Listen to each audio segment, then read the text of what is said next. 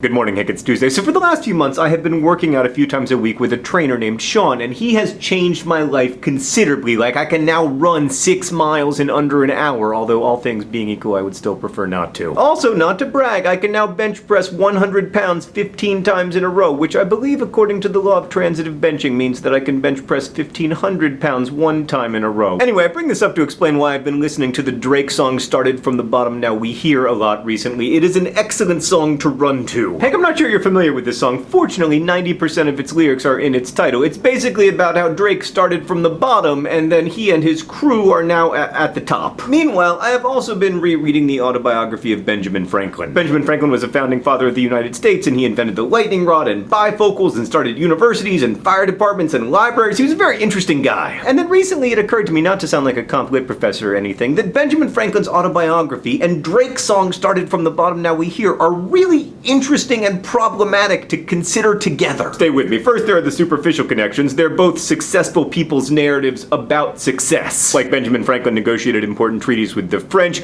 Drake says that there really ain't much popping off in the music industry without him. Also, both narratives are just a smidge repetitive, like the titular chorus of the Drake song appears like 35 times in 3 minutes. And Benjamin Franklin, while he was a very talented guy and everything, overuses a lot of words, most notably ingenious. I mean, if you can read, Benjamin Franklin thinks you're ingenious. But there are also much deeper connections. So the most famous moment of Benjamin Franklin's autobiography is when he is kicked out of his apprenticeship in his hometown, and then he lights out for the fair shores of Philadelphia, arriving with only 1 copper shilling and a dream. He spends the copper shilling on 3 loaves of bread, 2 of which he gives to people who are less fortunate than he, and then, fortified only by that single loaf of bread, he builds a massive printing empire and becomes the founding father of America. Benjamin Franklin's story is the American dream of a rugged individual making his or her, but usually his way to the top via nothing but hard work and ingeniosity. Yeah, except that Benjamin Franklin didn't start from the bottom. He was from a family of wealthy printers. Aside from that famous copper shilling, he also took to Philadelphia a letter of recommendation from the governor of the colony. And he was the right class and the right gender and the right race to become Benjamin Franklin. Essentially, the Benjamin Franklin story is started in the upper middle, then I really got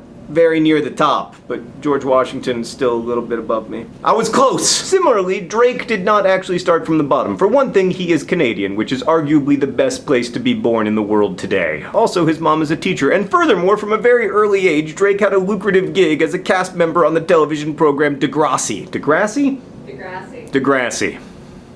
Sarah's here, by the way. In short, Hank, the success narratives we hear are almost always privileged narratives, and they almost never acknowledge that privilege. Now, none of this is to denigrate the accomplishments of Drake or Benjamin Franklin. No other Degrassi alums, for instance, are on the road making $500,000 for a show, and no other person in the 18th century invented bifocals, despite many people having Benjamin Franklin's privileges, or even more privileges. But the underlying idea of the self-made individual who heroically, on their own, builds a successful career in music, or business, or writing, or whatever is just deeply flawed, and as long as we believe it, we will collaborate too little and judge others too often. In the end, Hank, while I'm probably a bigger fan of Benjamin Franklin, I appreciate Drake's retelling of his own story more, because while he says started from the bottom, which he didn't, he also says, now my whole crew is here. Drake acknowledges, in a way Ben Franklin never does, that his success sprang from and was fueled by a we. And that's always the truth, Hank. I didn't develop this astonishingly athletic body on my own. Drake didn't make his success on his own. Even Ben Franklin relied on English opticians to help him invent the bifocal. And speaking of how much I enjoy collaboration, Hank,